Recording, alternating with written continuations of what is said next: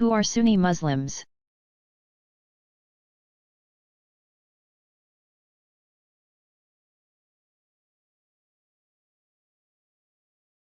About 85 to 90% of the world's Muslims consider themselves Sunni. Their historic patrimony derives directly from the Prophet himself as institutionalized in the Caliphate.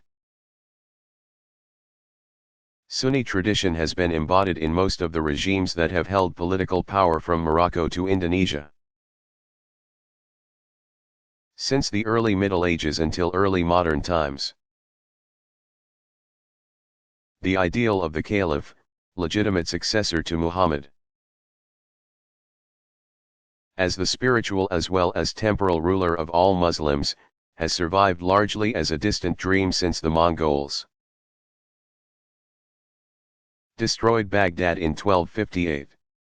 And since the last Ottoman Sultan fell from power in the 1920s. Virtually no Muslim ruler has been even nominally regarded as a universal ruler. Some Muslims still entertain the possibility of a resurgence of the Caliphate. But that is definitely a minority view.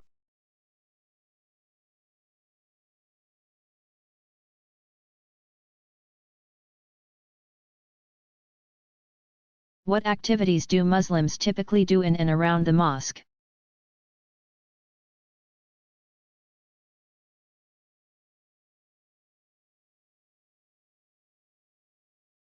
Throughout history and in many parts of the world, mosques have stood at the center of an enormous range of activities. In Egypt, Turkey, Iran, and India, for example,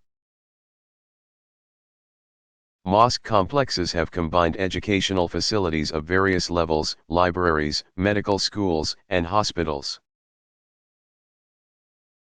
social service facilities, funerary facilities, and religious residences.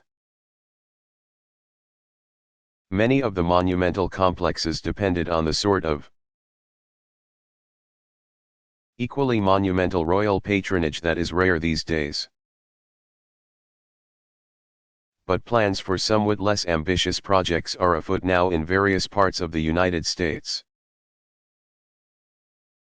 As local communities grow, mosque complexes will become increasingly visible.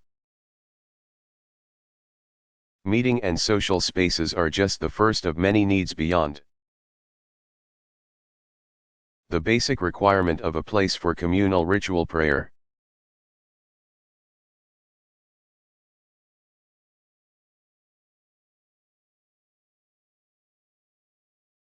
Do Muslims ever visit their holy cities outside of the formal pilgrimage season?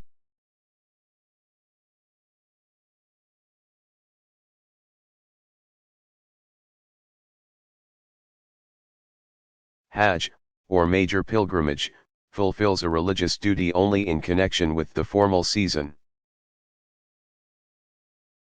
But travelers to the holy city can perform the Umrah or lesser pilgrimage any time of year. Umrah is a strictly devotional activity, optional but highly recommended. Rituals include a much scaled-down version of important Hajj activities.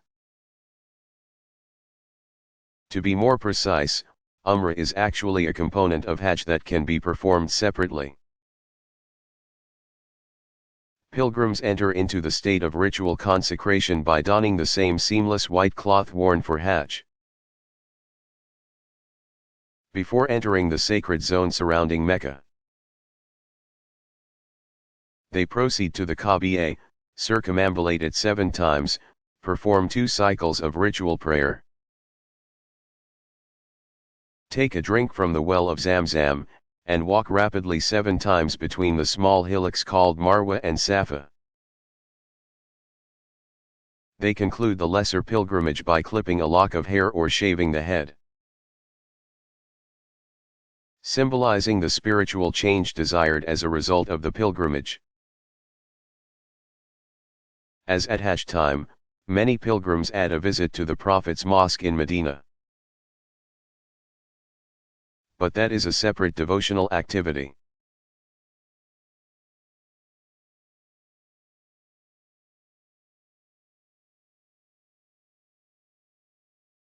What is the importance of the month of Ramadan?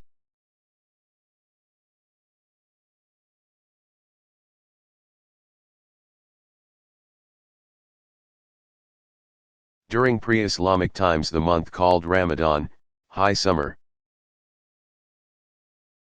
was religiously significant as a time during which the Arab tribes observed a truce from all hostilities.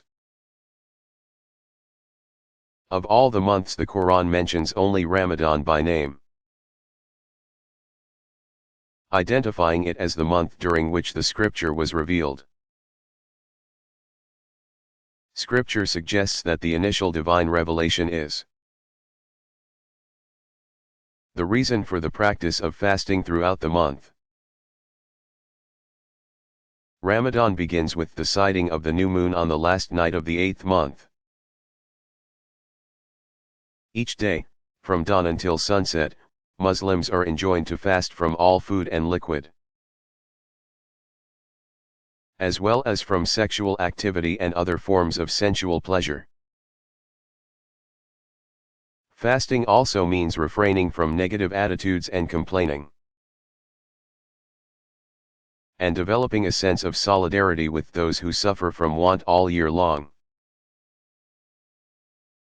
After Muslims break the fast with some water and dates, they eat a meal before retiring. Before dawn they may have another meal, but limit other forms of celebration during the entire month. Special prayers are scheduled in mosques, along with the recitation of one of 30 sections of the Quran, completing the entire sacred text over the 30 nights. A number of important dates fall during Ramadan. Most important is the Night of Power, one of the odd-numbered nights among the last 10, usually observed on the 27th. Muslims believe that God's initial revelation to Muhammad makes this the holiest time of the entire year. Other important times during Ramadan include the birthday of the martyr Hussein, 6th, death of Muhammad's first wife Khadija, 10th, the Battle of Badr, a key event in 625, the 17th, the retaking of Mecca in 630, 19th. The deaths of Ali and of the 8th Shia Imam, Ali Reza, 21st, and Ali's birthday, 22nd. Where Muslims are in the majority or a very sizable minority, the rhythm of life slows dramatically during Ramadan. At the sighting of the next new moon, all rejoice in the feast of fast-breaking, Eid al-Fitr.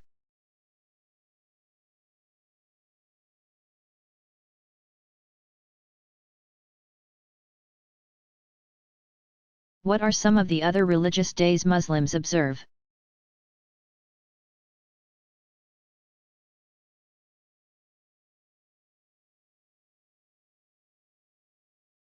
On the 15th of Shaban, many Muslims, especially in South Asia, observe the Night of Forgiveness, Laylat al-Bara'ah, pronounced Bara'a. Popular belief says that the names of all persons are written on the leaves of a great cosmic tree. On the evening of the 14th, the tree shakes and loses some of its leaves. Those whose leaves fall are destined to die during the coming year. According to a hadith, God comes down to the lowest heaven that night and asks if anyone seeks forgiveness. That is the moment for all to wipe the slate clean, since no one knows whether his or her leaf has fallen. Celebrations of many holy persons, often centering around the individual's tomb, vary according to region.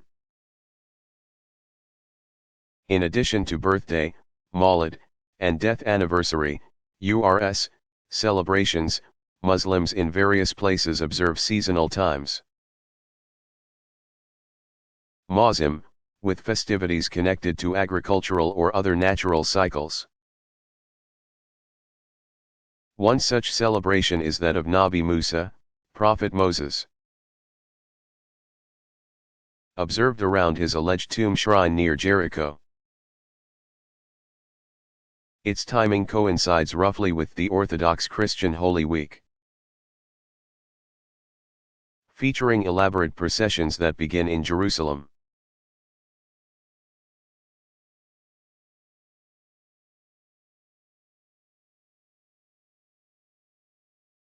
Do people actually think of all this diversity as part of one religious tradition?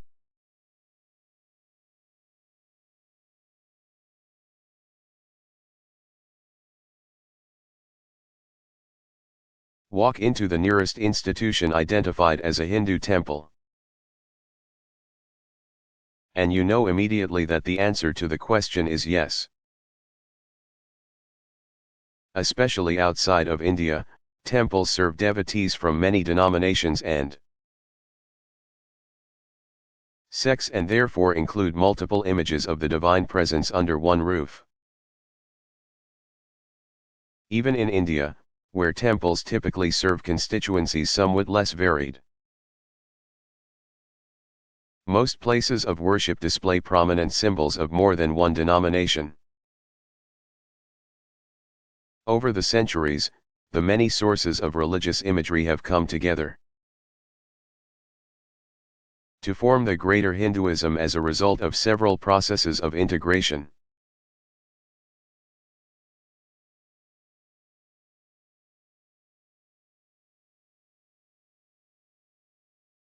How do Muslims deal ritually with death and mourning?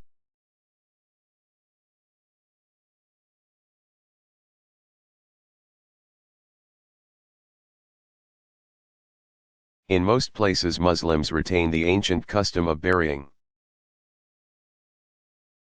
the unembalmed body before sundown on the day of death. Family members generally prepare the body with purification rituals, similar to those used prior to prayer or to remove some ritual impurity. Sometimes mourners will say special prayers in the mosque after the regular ritual prayer, with or without the body. Basic prayers include the takbir, saying Allahu Akbar, pronounced takbir, spoken 4 times, interspersed with longer devotional prayers calling down blessings on the deceased and on all present. In the United States, Muslim obsequies often occur in funeral homes, always with a closed casket. There the imam of the mosque leads mourners in prayer and may also deliver a brief eulogy. American funerals often do not occur immediately after death as in some other countries. At the cemetery, mourners gather around the grave and offer special burial prayers called janazah, pronounced janaza. Muslims do not practice cremation. Bodies are buried in such a way that if turned onto their right side, they would be facing Mecca. Following burial, mourners generally gather to express condolences either at the family home or in a space set aside specially for the purpose. Some families arrange to have a Quran reciter present, or else play recorded recitation for silent reflection.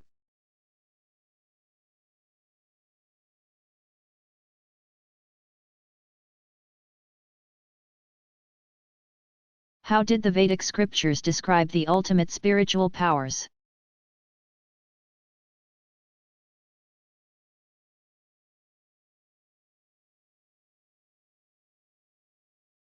Vedic cosmology divided the universe into 3 regions: sky, lower atmosphere, and earth. 11 of the 33 chief deities held sway over each of the cosmic realms. A deity much like the Greek Zeus ruled the sky. But he was not the head of a divine if often unruly family as Zeus was. Members of the Vedic pantheon seem to have risen to prominence at different times, as reflected by the numbers of hymns devoted to several individual gods. An atmospheric wind deity called Vayu and the celestial Surya. The sun, played important but still not central roles. The celestial Varuna had once headed the pantheon and oversaw cosmic order. His main competition was the atmospheric Indra, lord of inclement weather. At some point Indra eclipsed Varuna. Perhaps because Indra represented a more fearsome power and imminent danger. Only the terrestrial Agni, god of fire and thus essential to Vedic sacrifice, merited more hymns than Indra. But before long even Indra bowed to two upcoming powers, the celestial Vishnu, all-pervading, and the atmospheric Rudra, the howler. Rudra eventually came to be associated with the formidable Shiva. Together, Vishnu and Shiva symbolized the global forces of sustenance and dissolution powers that most engaged the Hindu religious imagination.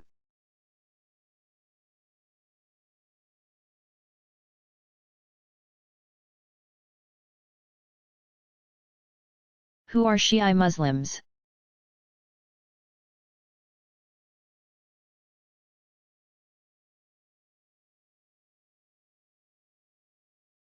Various Shi'i communities have been identifiable since at least the 8th century. Among the principal features that distinguish Shi'i from Sunni tradition is the belief that a legitimate successor to leadership, called Imam, pronounced Imam, must be designated by his predecessor and belong to the family of the Prophet. According to ancient Shi'i belief, Muhammad did designate his cousin Ali, but Abu Bakr, Umar and Uthman managed to usurp power and prevent Ali from assuming his rightful place. Around the middle of the 8th century a split developed over who would be the 7th Imam. One group continued to pledge their loyalty to a man named Ismail, who had just died. Even though Ismail's father, the 7th Imam Ja'far, appointed a replacement when Ismail died. The faction that stayed with Ismail came to be called the Ismailis, or Seveners, since their line of imams ended then. There are now at least two major branches of Seveners, one of which looks to the Aga Khan as its spiritual leader. The larger group of Shiites in the 8th century believed the legitimate line of imams extended to a 12th, and ended when that imam went into concealment until his expected return at the end of time. 12er Shiites are by far the majority community, constituting nearly all of Iran's and more than half of Iraq's people.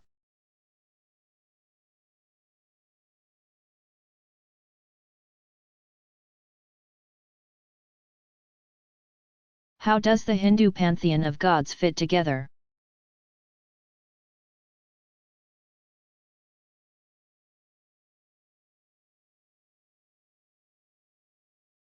First, divine personalities that would eventually become major deities, especially Vishnu and Shiva, emerged from among the Vedic pantheon. Ancient lore from all over India contributed to the gradual fleshing out of stories of the major deities. Meanwhile, stories of other names and forms of lesser divine beings continued to develop a life of their own in various regions of India. As major communities of belief formed around stories of Vishnu, Shiva, and their various female counterparts, larger mythic frameworks evolved to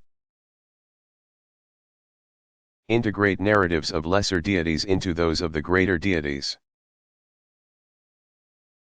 For example, Vaishnavite tradition developed the structure of Vishnu's 10 avatars or descents.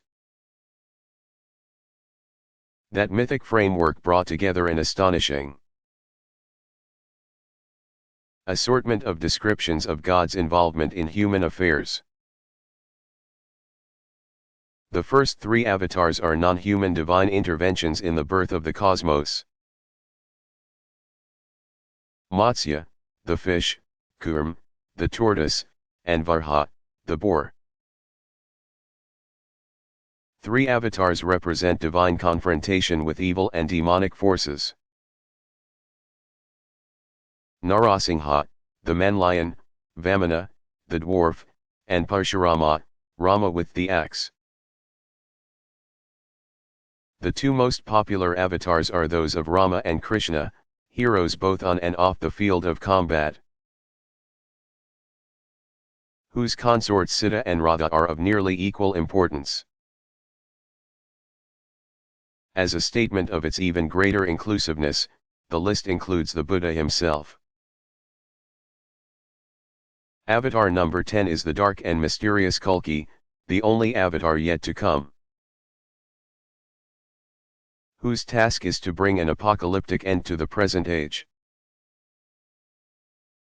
Integrating Shiva imagery is the concept of Shiva's holy family. Both Vishnu and Shiva have their consorts, Lakshmi or Bhu, and Parvati, Durga, or Kali respectively. Unlike Vishnu, Shiva has children. Stories of Ganesha and Skanda brought these formerly local or regional deities into the larger structure of the divine family. Finally, a concept known as the triple form, Trimurti, unites the whole complex of images by identifying a trinity of divine roles. Brahma, never an object of great popular devotion, creates. Vishnu sustains. And Shiva destroys, paving the way for renewal of the endless cosmic process.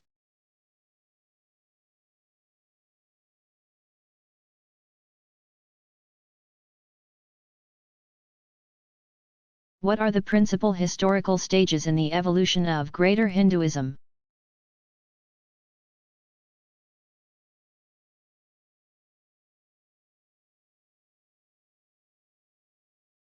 A stage known as the Vedic period began as early as 4000 BCE.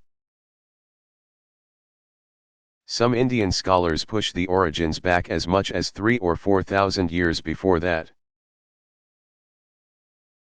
Archaeological evidence from Harappa and Mohenjo-Daro point to a highly developed civilization in the Indus River Valley from around 2700 to 1500 BCE. Early texts suggest a religious culture centered on worship of numerous deities associated with forces of nature. Around 2000 BCE, there may have been a major population shift from the northwest of India to the Ganges plain as a result of the drying up of the Sarasvati River, once a prominent feature of the Indus Valley. The Vedic period comes to a close around the time of that shift. The period of the Upanishad scriptures and the Epic Age, from 1500 to 500 BCE, witnessed dramatic changes and the evolution of major new forms of religious expression. During these centuries, the Upanishads developed the speculative approach now known generically as Vedanta, the culmination of the Vedas. For the next millennium or so, 500 BCE to 500 CE, sometimes referred to as the classical period. New post-Vedantic sacred texts, called sutras, shastras, agamas, and earliest Puranas, formed the basis of a number of important schools of thought.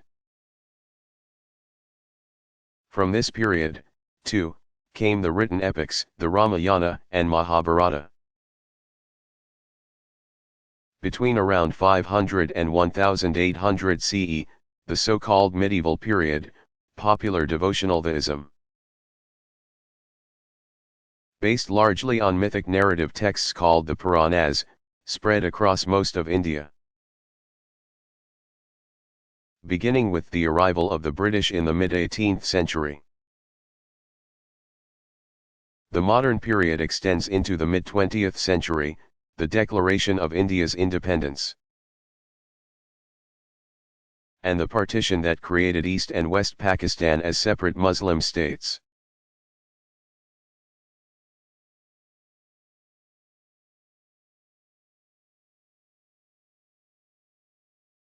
What about Baha'is and the group called the Ahmadiyya?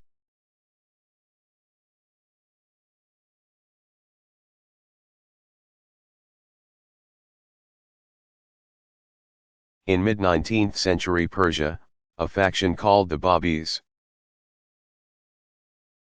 followers of the Bab, gateway, broke away from Twelver Shi'ism. The Bab had prophesied the coming of a promised Messiah-like figure, a role claimed by a man who called himself Baha'u'llah and claimed the office of prophet. Upon his death in 1892, a follower took up the claim, as did others. According to mainstream Muslim belief, there can be no prophet after Muhammad. So Baha'is are considered non-Muslims. Around the time the Baha'i movement was getting started in Iran, a group formed around a Punjabi named Mirza Ghulam Ahmad, 1835 to 1908, who claimed to be both the Mahdi and Jesus' second coming. Around 1909 the Ahmadiyya, followers of Ahmad, split into two main factions.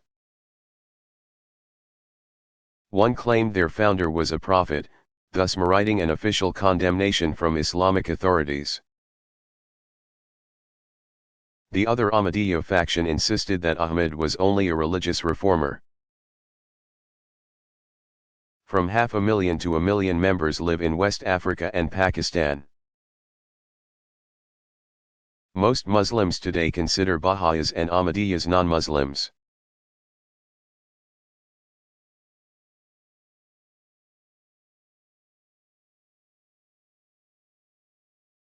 Why is Mecca a holy city for Muslims?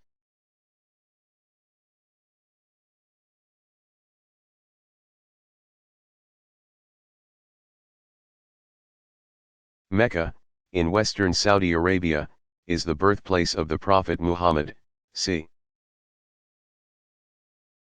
570, and was his home until the year 622, when those who opposed him forced him to flee to Medina, a city about 200 miles north of Mecca. Muhammad later returned to Mecca and died there in 632. Mecca is also the site of the Great Mosque, which is situated in the heart of the city. The outside of the mosque is an arcade, made up of a series of arches enclosing a courtyard. In that courtyard is the most sacred shrine of Islam, the Kaaba, a small stone building that contains the black stone, which Muslims believe was sent from heaven by Allah, God. When Muslims pray, 5 times a day, according to the 5 pillars of faith, they face the Kaaba. It is also the destination of the Hajj, or pilgrimage.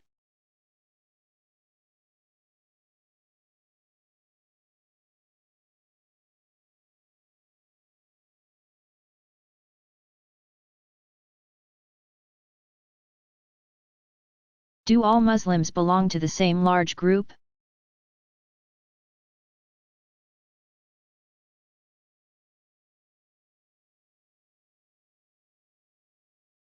Asked whether they think of the global community of Islam as composed of various factions. Most Muslims are likely to respond that all Muslims belong to the same universal ummah or brother and sisterhood of faith, and that any talk of subgroups or sects is beside the point. All believe in the oneness of God, the prophetship of Muhammad, divine revelation in the Quran, the existence of angels, the ultimate accountability of all persons, and the five pillars, in short, all the fundamental items of belief and practice described earlier.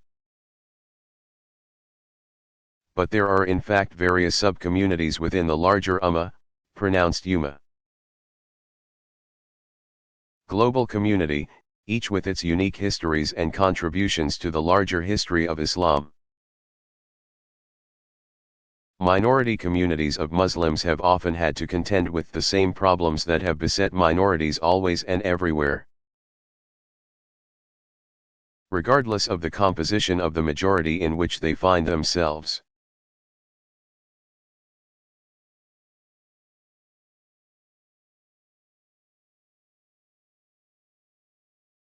Does the beginning of the Muslim year have any particular significance?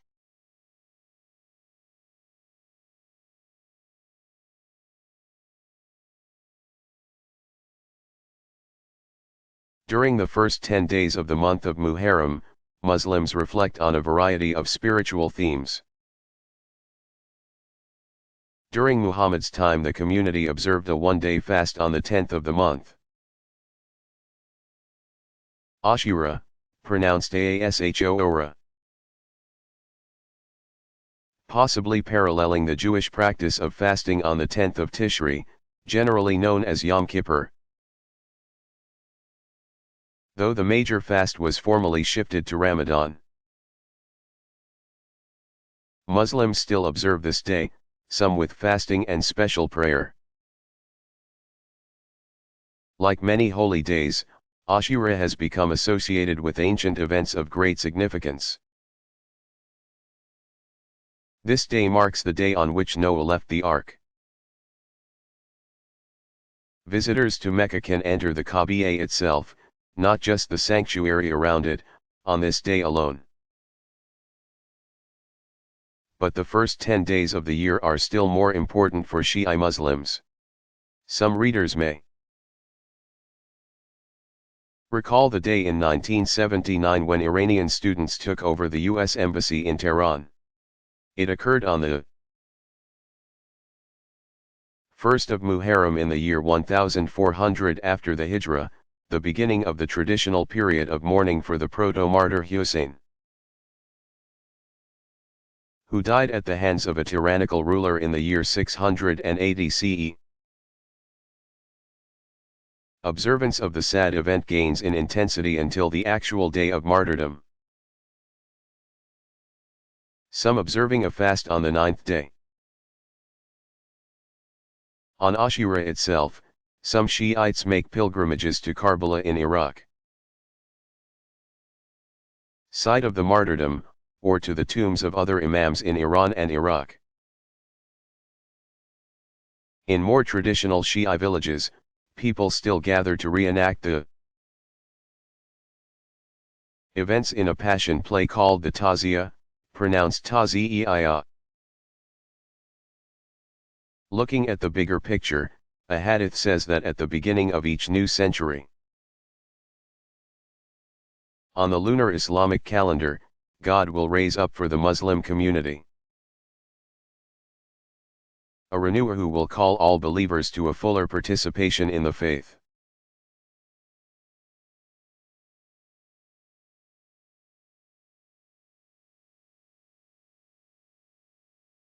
Where do Muslims live today? What are their estimated numbers?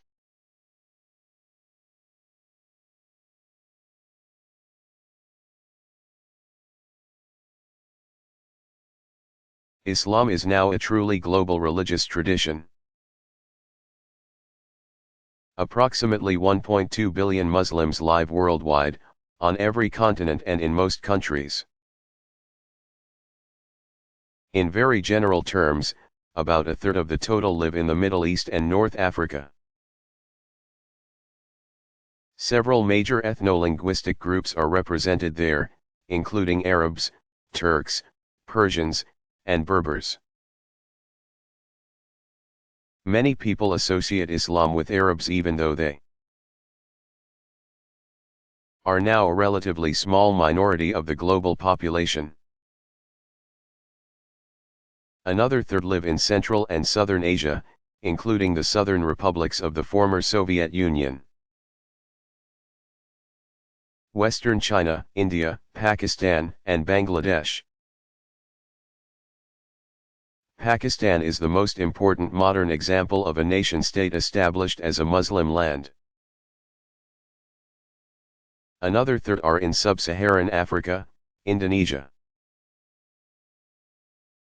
and in smaller concentrations in several dozen other countries. Indonesia boasts the single largest national population of Muslims, approaching 200 million. At over 100 million, India is home to the world's largest minority Muslim population. Muslims number from 6 to 8 million in the United States. It may also be helpful to think in terms of religio-cultural spheres. Defined by key language groups, in which Islam has been a particularly important influence. The Arabicate sphere, for example, includes all those areas in which Arabic has been the dominant vehicle of Islamic expression. Namely, the Central Middle East, North Africa, and East Africa. The Persianate sphere consists of Iran, Afghanistan, and all of Southern Asia. Within the Malayo-Polynesian sphere are Malaysia, Indonesia, and the Philippines. Central Asia, including Western China, and present-day Turkey and the Balkans comprise the Turkic sphere. Last but not least is the Sub-Saharan sphere, in which Nigeria and other West African nations are most significant.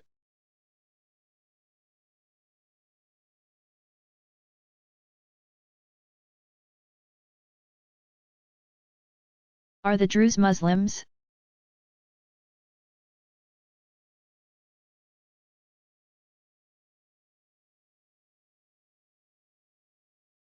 During the early 11th century a ruler, Al-Hakim, d.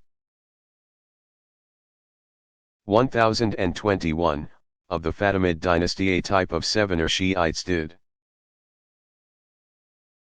not argue when his followers began to claim that he was divine. Among al-Hakim's supporters was a Turk named Darazi. Even after Darazi died and his former arch-rival claimed that he himself was the true spokesman of al-Hakim, the name of Darazi would live on in the word Druze. Fatimid Ismaili doctrine had long shown very esoteric tendencies in interpreting the role of its 7 imams.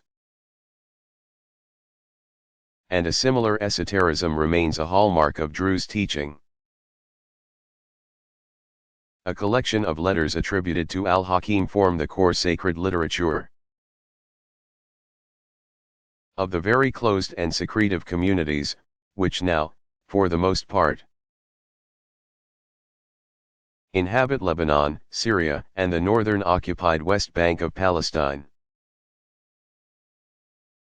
Their esoteric teachings about al-Hakim, along with notions of reincarnation and other decidedly non-Islamic themes, leave them very much outside the fold of Islam.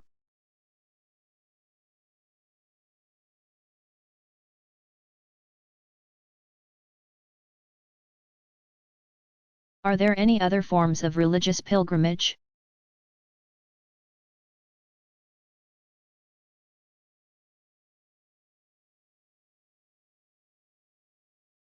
Ziara, pronounced Zyara, meaning visitation, is a form of minor pilgrimage still popular all over the world.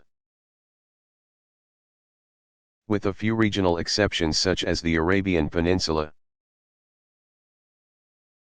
Devout Muslims travel to the tombs of holy persons to receive barakah, blessings, by association with the saint's power and holiness. Elaborate shrine complexes have grown up around some of these sacred sites. Since the 19th century especially, Muslim authorities in Saudi Arabia have sought to stamp out the practice because they have deemed the veneration of miracle-working saints a threat to pure monotheism. Ironically, Saudi Arabia remains the home of the prime example of Ziara. Each year millions of pilgrims to Mecca make a special trip north to Medina to visit the mosque in which Muhammad, his daughter Fatima, and the first caliph, Abu Bakr, are buried. Sunni Muslims from Morocco to Malaysia continue to visit secondary holy places, most of which are graves of Sufi sheikhs. Shi'i Muslims also visit sites connected with similar friends of God. But their devotional travel revolves more around a number of distinctively Shiite holy places. They are the tombs of the Imams, spiritual and biological descendants of Muhammad through his daughter Fatima. Most of the Imams' shrines are in Iran, with its overwhelmingly Shi'i population, and southern Iraq, where most of that country's slight majority of Shiites live.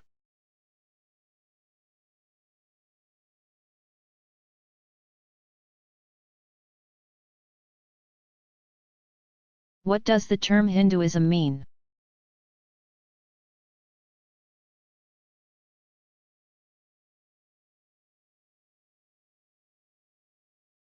As a standard term in religious studies, Hinduism refers to a whole family of religious traditions deeply rooted in the Indian subcontinent. Hinduism derives from an ancient linguistic root that means to flow. And rivers have indeed been and have remained a central feature in the religious life of nearly a billion Indians. A bit of river imagery here will help to explain how many diverse traditions have come together to form the greater Hinduism of our day. Imagine an extensive network of rivers stretching across the whole of the Indian subcontinent. One major river flows from the northwest down toward the Indian heartland. Another originates in the south. Each grows as dozens of tributaries flow into it along its course. In the center of the subcontinent, the two broad streams come together into one vast waterway. As it nears the sea, the great river opens again into a broad delta. The northern river, called the Aryan, carries a system of religious beliefs that came together from tributaries to the northwest of India as long as 5 or 6 millennia ago. Deities of the Aryan tradition seem to have much in common with those of the classical Greek and Roman pantheons, with their lords of wind, weather, and sky. The Dravidian river to the south represents ancient indigenous traditions surrounding the forces that rule earth and fertility, mountain and valley, powers of life and death. Beyond the confluence of the two great river systems, no one remembers that the one immense flood was once many.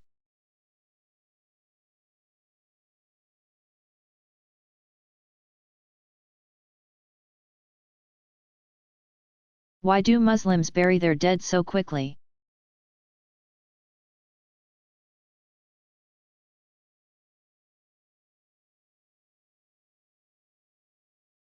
Although there's no time limit, most Muslims are buried within 24 hours of their death.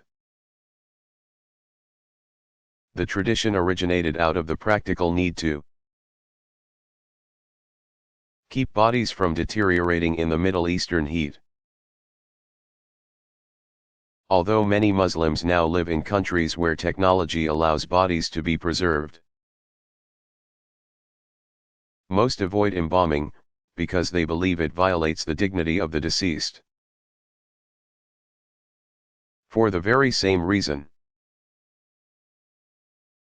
Muslims don't believe in displaying a body as is common at many Christian funerals.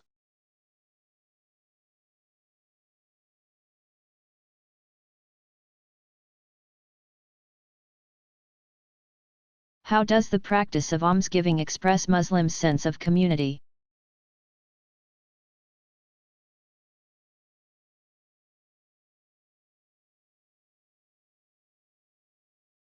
Zakat, pronounced Zakaat, almsgiving, is one of the 5 pillars.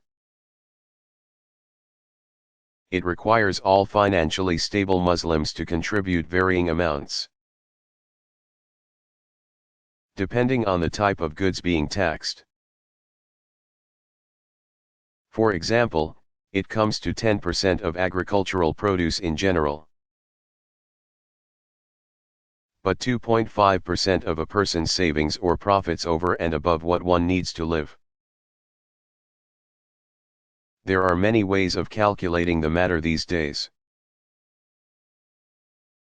What is most important to understand about religious almsgiving is that for Muslims it is an institutionalized form of social concern.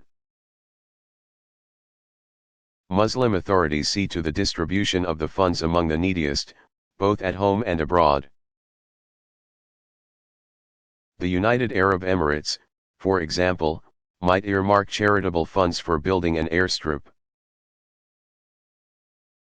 for the delivery of desperately needed supplies to the Albanian Muslim refugees from Kosovo.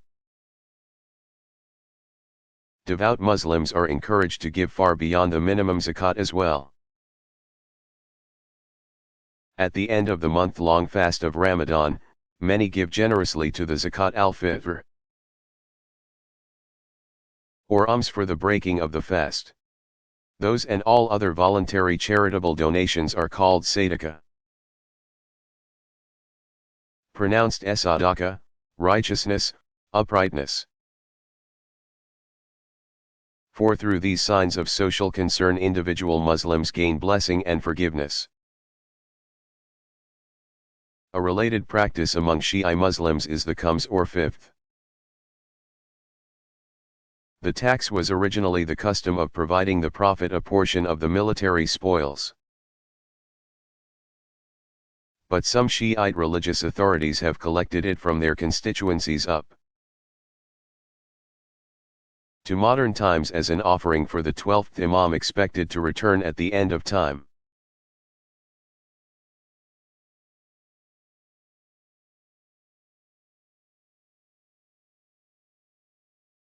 What were the earliest Hindu sacred texts?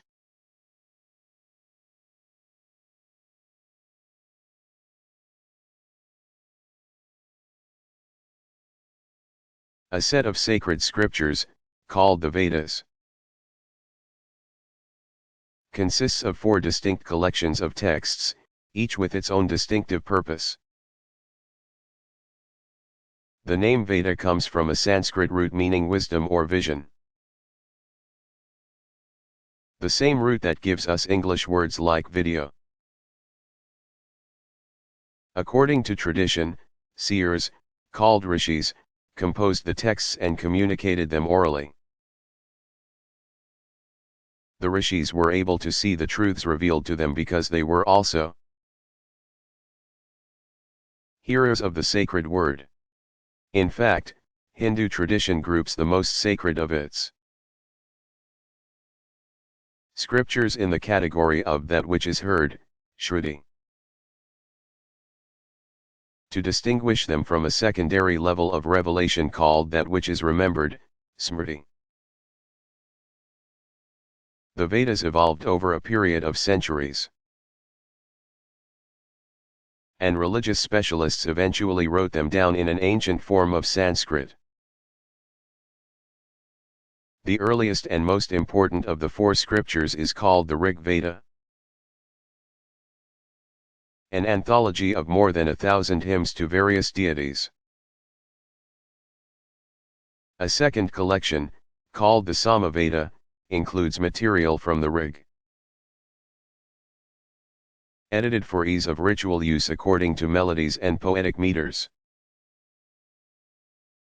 In the Yajur Veda, the early priesthood gathered the most important sacred mantras. A final collection of ritual incantations makes up the Atharva Veda. Many of the Vedic hymns are especially beautiful and offer a unique insight into how the early ritual specialists who made up the priesthood sought to understand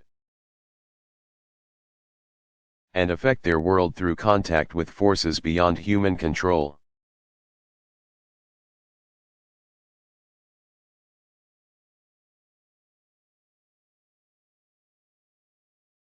Is number, letter, color, or animal symbolism important in Islamic tradition?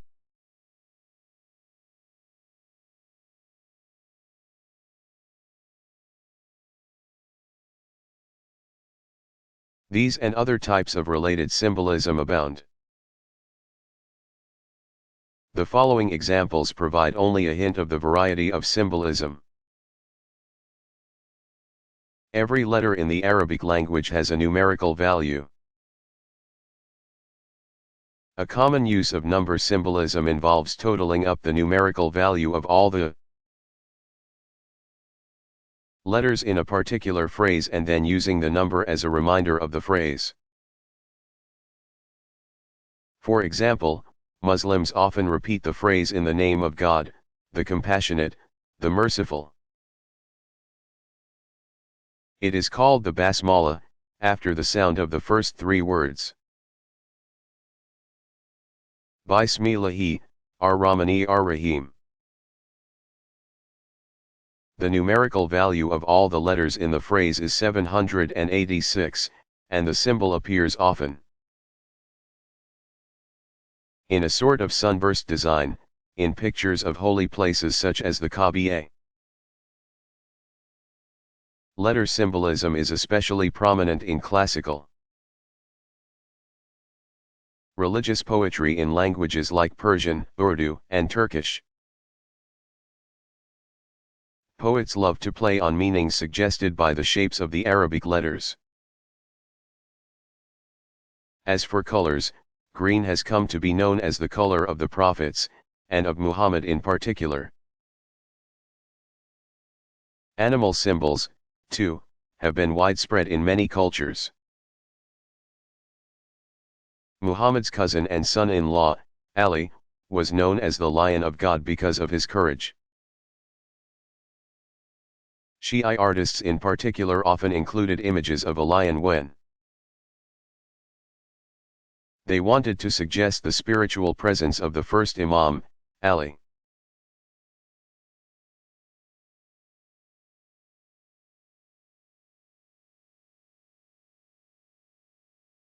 What is India and why is it religiously important?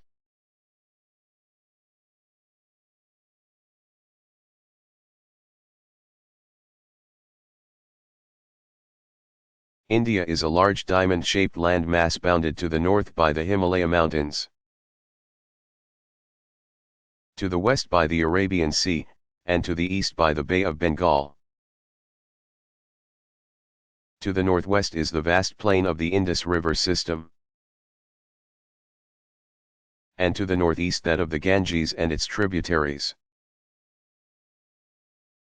Prior to 1947, India included what is now the nation-state of Pakistan and covered some 1.7 million square miles. Roughly half the size of the United States of America. Today India's population approaches 1 billion, with the populations of Pakistan and Bangladesh, which split from Pakistan in 1971, totaling another third of a billion. India is the original home of both Buddhism and Hinduism, as well as of the smaller Jain and Sikh religious traditions.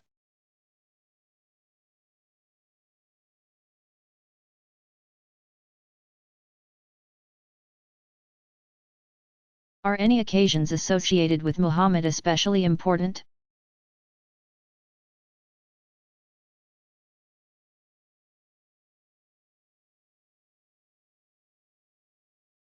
Since medieval times, Muslims in many countries have celebrated Muhammad's birthday, Mawlid an-Nabi, on the 12th of Rabi'i.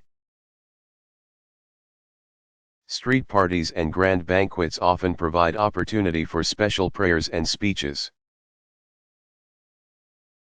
A very popular part of the festivities is the recitation of a poem by the 13th century Egyptian poet Bizari, the Burda, pronounced Biyurda, mantle.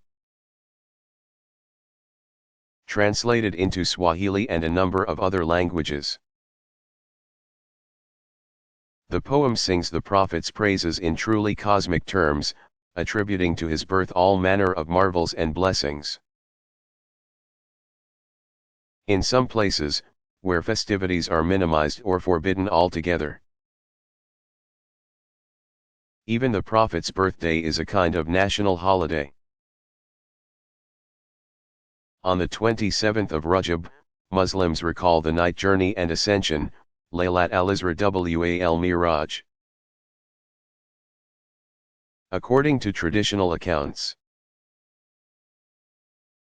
the Prophet experienced this timeless mystical moment sometime during the years just before the Hijrah.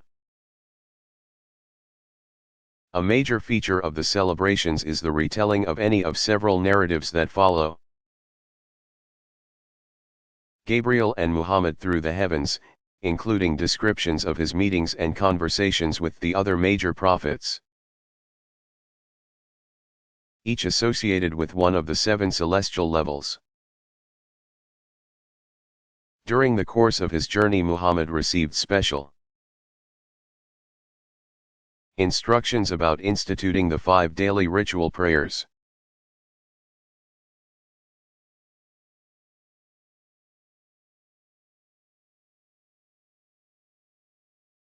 Do Muslims celebrate events in connection with any other religious figures?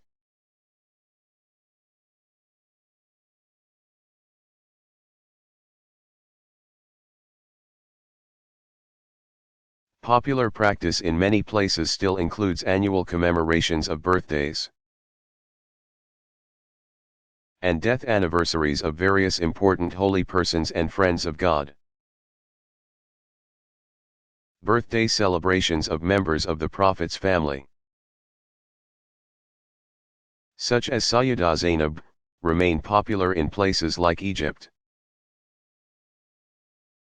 Lasting for up to 7 days, the festivities are like sprawling street parties. Crowds grow daily, as does the intensity of the celebration. Vendors sell food and souvenirs, and Quran reciters fill the air with sacred sounds from their booths up and down the streets. Mosques within the central area of celebration can be packed to overflowing. Birthdays of famous friends of God frequently include recitation of classic poems extolling the saints' spiritual achievements and glorious intimacy with God. Anniversaries of the death of God's special friends are also important in many regions, especially those further to the east, since holy persons are fully united with God at death. The occasions are sometimes referred to as the Saint's Wedding Day, URS, pronounced OORS. On the 6th of Rajab, many Indian Muslims, and members of other faiths as well. Observe the urs of Mu'in ad-Din Kishti, founder of a famous Sufi order, at his tomb in the city of Ajmer.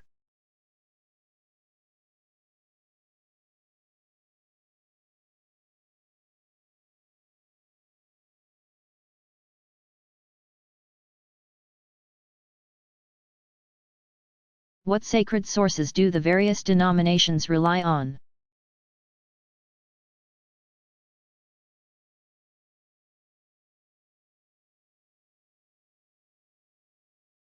During the so-called classical period, 500 BCE to 500 CE, especially,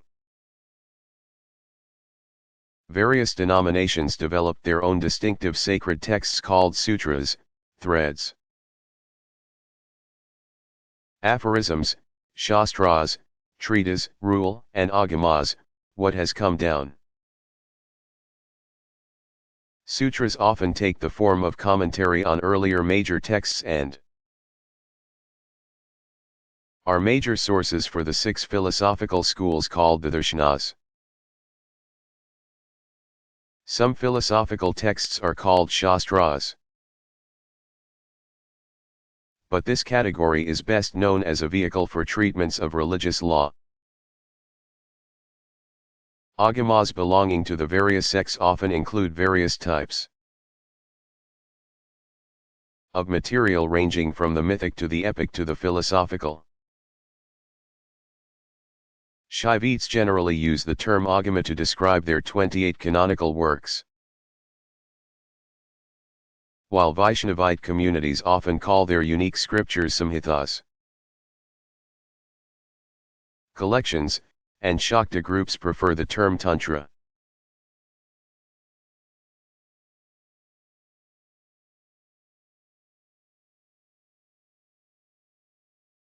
Is there a standard Islamic group liturgical worship?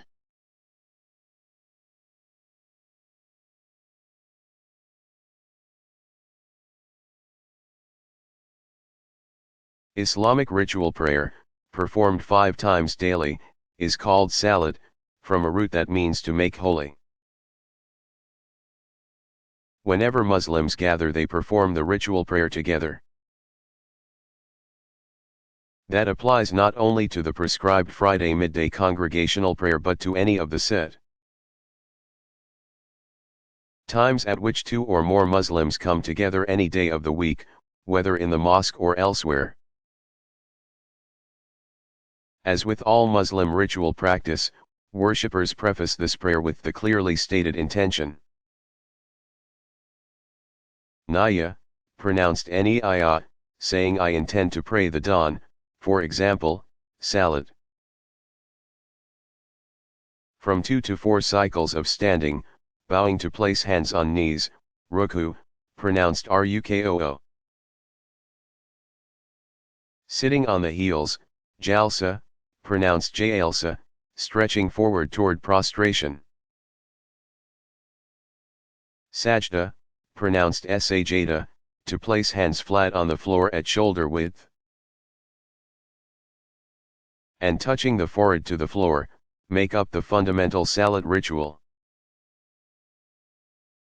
The number of cycles, rak'ah, pronounced rak'ah, depends on which prescribed prayer one is performing.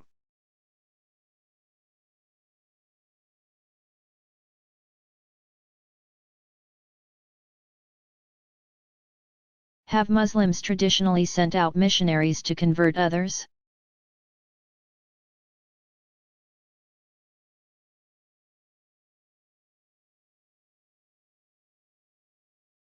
Islam has been a missionary tradition since its earliest days.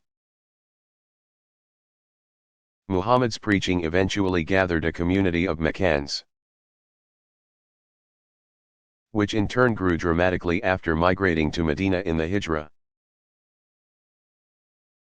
Muslims believe in spreading the word whenever possible. Proselytizing is called inviting, dwa, pronounced dawa, others to join the community of Islam. Many regard it as a basic religious duty, second only to their fulfillment of the 5 pillars. Despite perceptions to the contrary, Islam has spread far more often through peaceful means than through the sword. Among the earliest dedicated missionaries were Sufis who traveled with Muslim merchants along the trade routes to establish communities all over Asia and Africa. Some larger mission-oriented organizations have developed and moved into new territory with local or governmental sponsorship in a home country. But Muslim missionary societies are generally fewer and smaller than their Christian counterparts.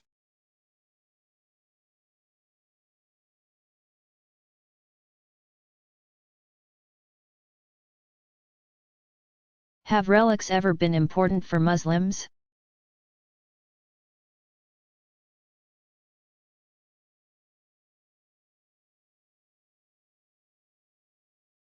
Popular Islamic spirituality in many parts of the world has included devotional practices associated with the tombs of holy persons. People visit the shrines of the friends of God in hopes of gaining blessings and other special favors as a result of saintly intercession. Many of these shrines hold items the saint is believed to have owned, such as headgear, a special symbolic frock called the kurka, walking staff, begging bowl, prayer beads, or symbolic weapon. Devotees who come to the shrines sometimes receive an object, such as a simple head wrapping or other token, that has been in contact with the holy person's tomb. Only one object has been similarly associated with Muhammad. Since the 13th century, Turkish Muslims believed they owned the so-called mantle of the Prophet, a green robe now in the possession of the Topkapi Museum in Istanbul. People there and in many other countries still recite a traditional poem called the Burda. Mantle poem, during the observance of Muhammad's birthday. But the mantle itself has never been the focus of devotional practice as have the relics of many friends of God. Sacred footprints function in Islamic tradition, as in many others as well, like relics. Pilgrims to Mecca say special prayers at the Station of Abraham just opposite the door of the Kaaba. A small glass and gold-colored cupola covers a small stone said to contain footprints God caused Abraham to leave in the softened stone as a proof of his prophethood. Tradition says that as Muhammad rose heavenward on his ascension,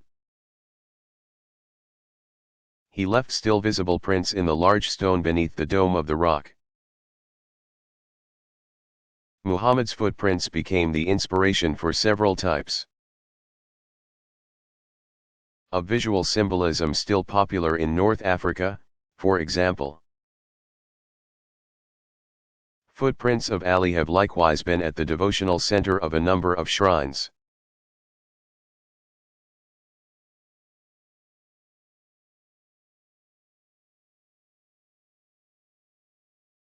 Do Muslims engage in any specific purification rituals?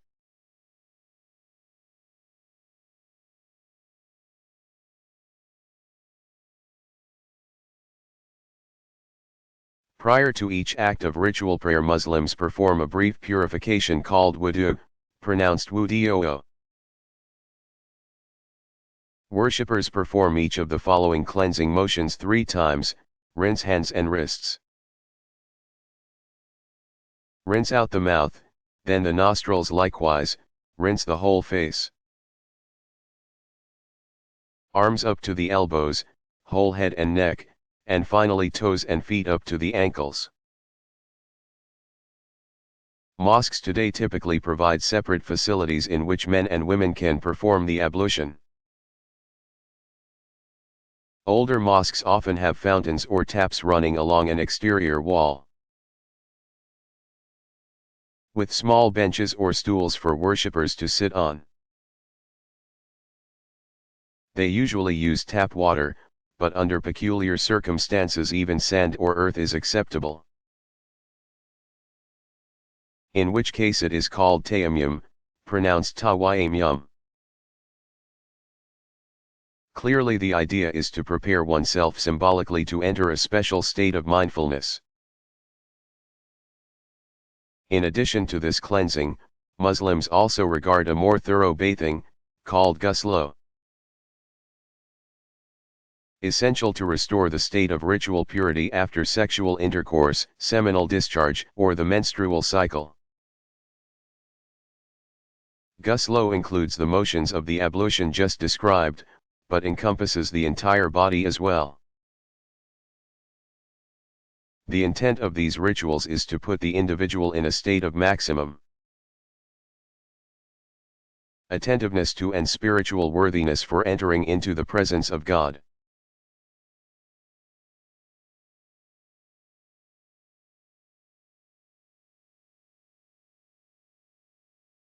Did Hinduism have a historical founder as Christianity and Islam did?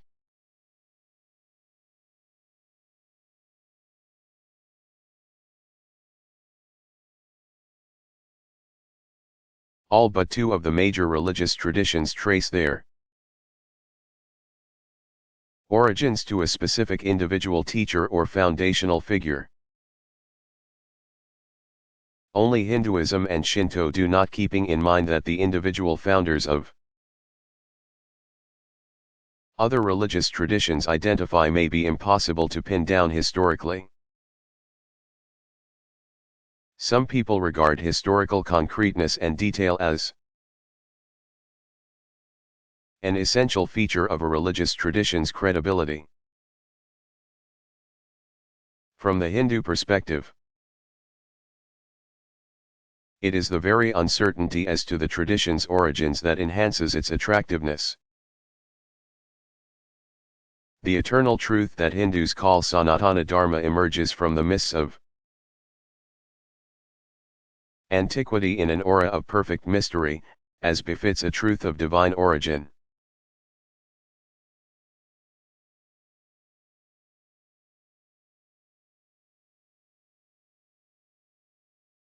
When do Muslims make pilgrimage to Mecca and what do they do there?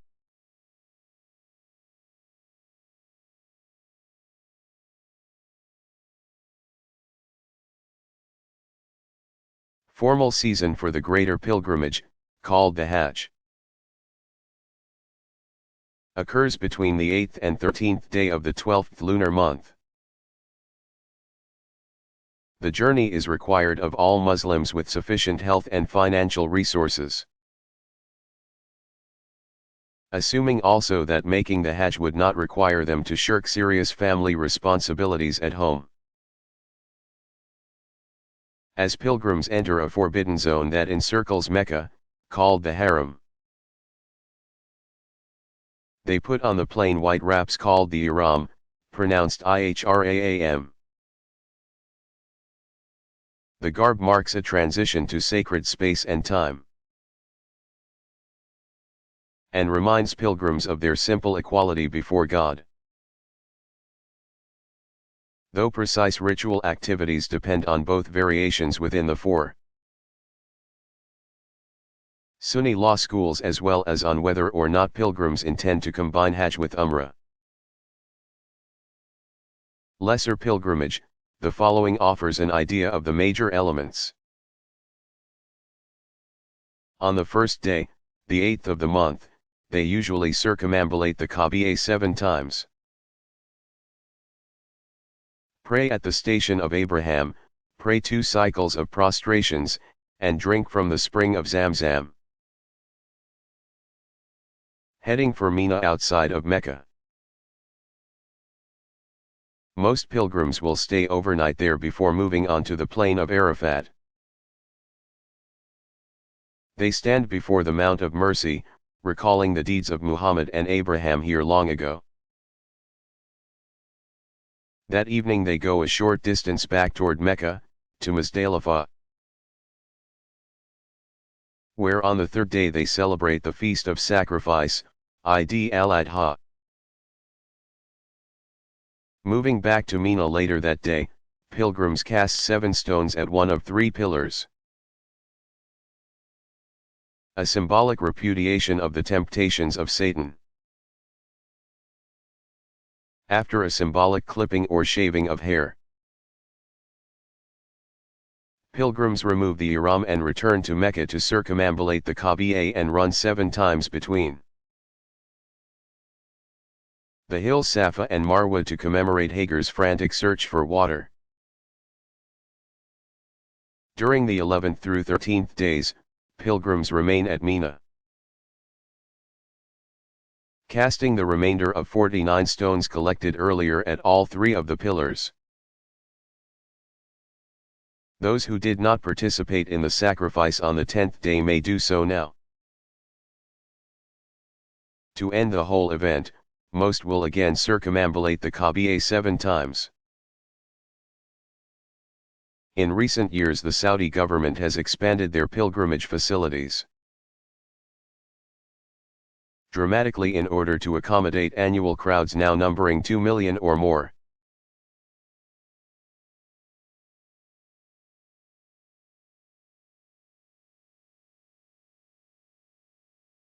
Is Mecca the only Islamic holy city?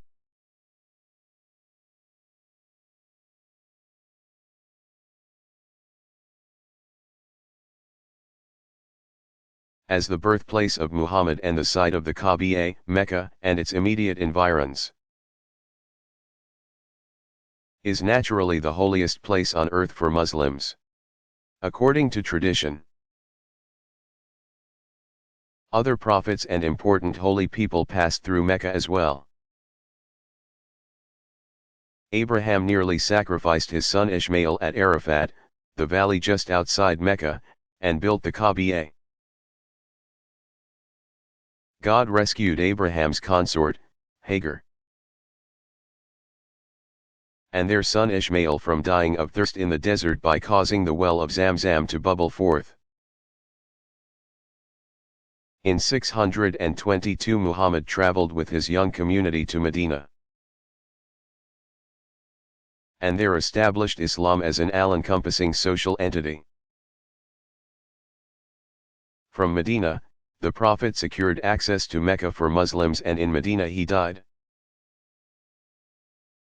Muhammad's house and earliest mosque remain a regular stop for most pilgrims who make Hajj and Umrah. For these reasons and more, Medina ranks as second holiest city for Muslims. But Muhammad and a number of the other prophets also have important connections to Jerusalem. Muslim tradition has it that God carried Muhammad from Mecca to Jerusalem, to the farther mosque, where he met and led the other major prophets in prayer. From a spot nearby Muhammad began his ascension or Miraj, pronounced Miraj. For a time the young Muslim community in Medina faced Jerusalem when then prayed. But the orientation for prayer changed to Mecca in connection with the falling out with the local Jewish tribes. Nevertheless, Jerusalem has retained a special place in Muslim piety and remains politically sensitive real estate.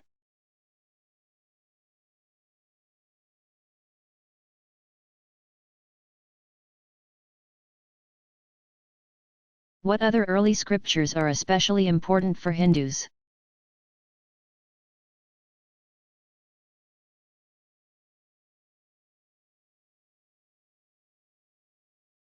Over a span of perhaps 2,000 years, c.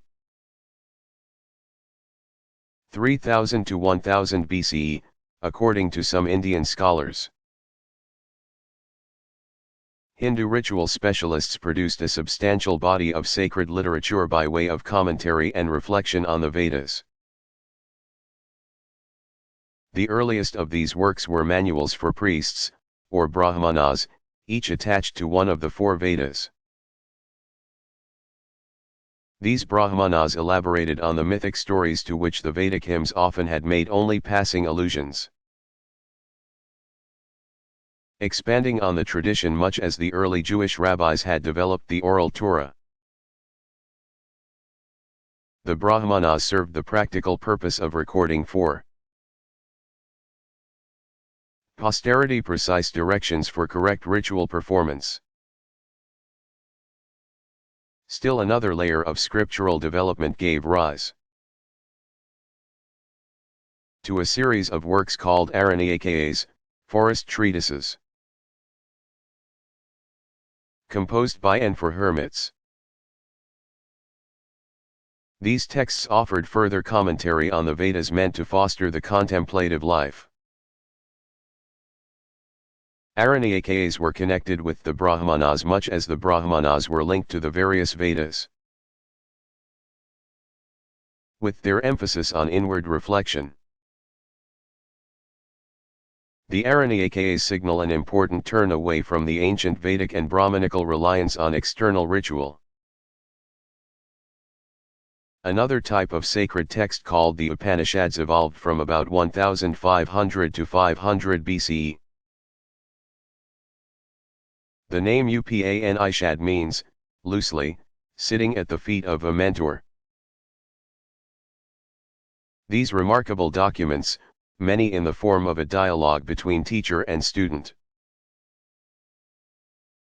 reflect deeply on the nature of the divine and of the self. Life's true meaning rests not primarily in dealing with forces beyond human control, but in understanding both the ultimate causes of all things and the relationship of the self to those causes. The Upanishads represent major developments known collectively as Vedanta, the end or culmination of the Vedas.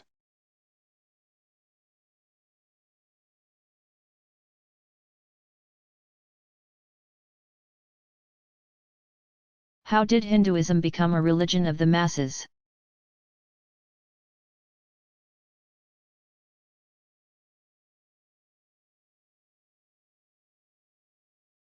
For as long as several millennia, earlier forms of the greater Hinduism apparently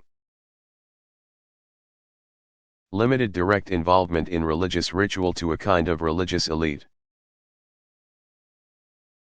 Full participation was open for many centuries only to the various ranks of priestly ritual specialists. Even after the climate began to change in the Upanishad period, religion remained the province of professionally religious types who wrote the Upanishads, as well as independent-minded seekers who founded the early ascetic and philosophical movements. With the growth of mythic religious texts, called the Puranas,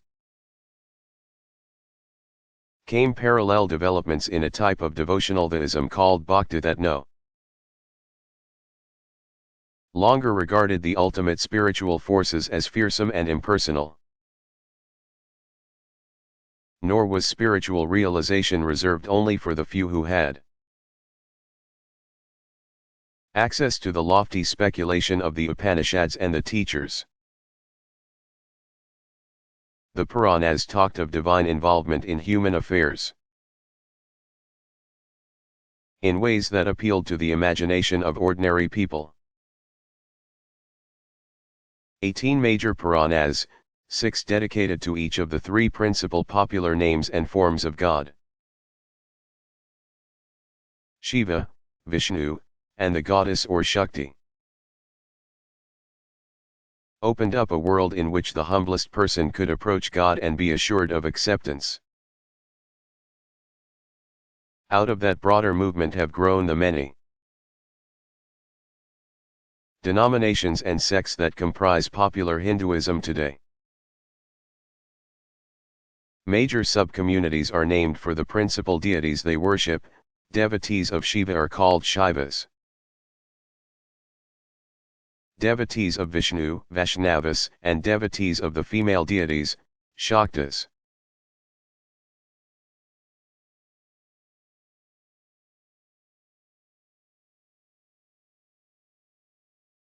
Was Hinduism ever identified with any political regimes?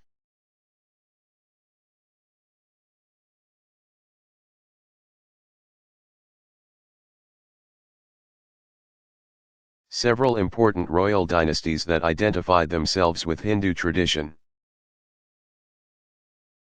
ruled various parts of India and Southeast Asia over a span of about 2,000 years.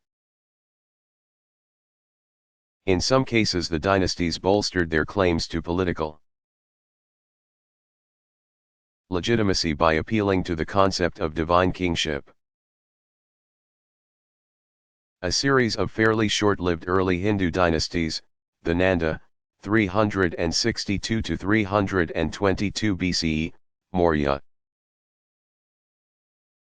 322 to 185 BCE, and Shunga, 185 to 73 BCE, evidently faltered as a result of their failure to keep priestly members of the royal court happy with the balance of power. The Gupta dynasty, 320 to 647 CE, was the first major success story. Taking control over the northern two-thirds of India. Promoting devotion to Vishnu especially, the Guptas oversaw what some call a renaissance of Hindu culture.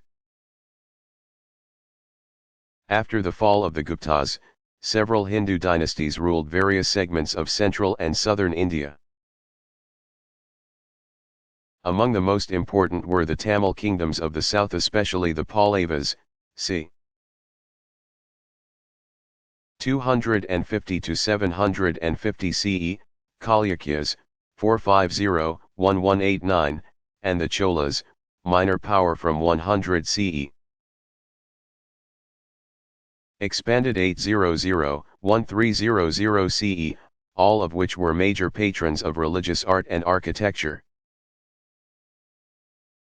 Hindu kingdoms outside of India. Hindu kingdoms, mostly Shaivite in orientation, had significant influence on parts of Southeast Asia, giving rise to the names Indochina and Indonesia. The Kingdom of Kampa held sway over most of Vietnam from 150-1471 CE, while several other dynasties arose in Cambodia in the 2nd century and expanded their control over Laos and Thailand from 800 to 1200 CE. During that same period, Hindu monarchies took root in Java and Sumatra, the principal islands of Indonesia, as well as in Malaysia. For nearly 2 centuries, Hinduism was a major influence throughout Indonesia, until its political patrons succumbed to Muslim invasions in the early 16th century. The remnants of the Southeast Asian Hindu kingdoms took refuge on the island of Bali, where many still practice Hinduism.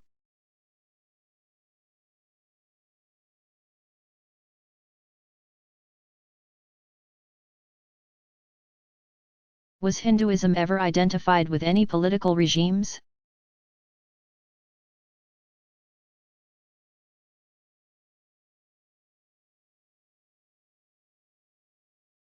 Several important royal dynasties that identified themselves with Hindu tradition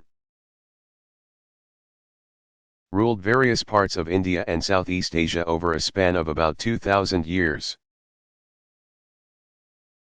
In some cases, the dynasties bolstered their claims to political legitimacy by appealing to the concept of divine kingship. A series of fairly short-lived early Hindu dynasties, the Nanda, 362 to 322 BCE, Maurya, 322 to 185 BCE, and Shunga, 185 to 73 BCE, evidently faltered as a result of their Failure to keep priestly members of the royal court happy with the balance of power. The Gupta dynasty, 320 to 647 CE, was the first major success story. Taking control over the northern two-thirds of India. Promoting devotion to Vishnu especially, the Guptas oversaw what some call a renaissance of Hindu culture. After the fall of the Guptas, several Hindu dynasties ruled various segments of central and southern India. Among the most important were the Tamil kingdoms of the south, especially the Pallavas, c. 250 to 750 CE, Chalukyas, 450-1189, and the Cholas, minor power from 100 CE. Expanded 800-1300 CE, all of which were major patrons of religious art and architecture. Hindu kingdoms outside of India. Hindu kingdoms, mostly Shaivite in orientation, had significant influence on parts of Southeast Asia, giving rise to the names Indochina and Indonesia. The Kingdom of Kampa held sway over most of Vietnam from 150-1471 CE, while several other dynasties arose. In Cambodia in the 2nd century and expanded their control over Laos and Thailand from 800 to 1200 CE. During that same period, Hindu monarchies took root in Java and Sumatra, the principal islands of Indonesia, as well as in Malaysia. For nearly 2 centuries, Hinduism was a major influence throughout Indonesia, until its political patrons succumbed to Muslim invasions in the early 16th century. The remnants of the Southeast Asian Hindu kingdoms took refuge on the island of Bali, where many still practice Hinduism.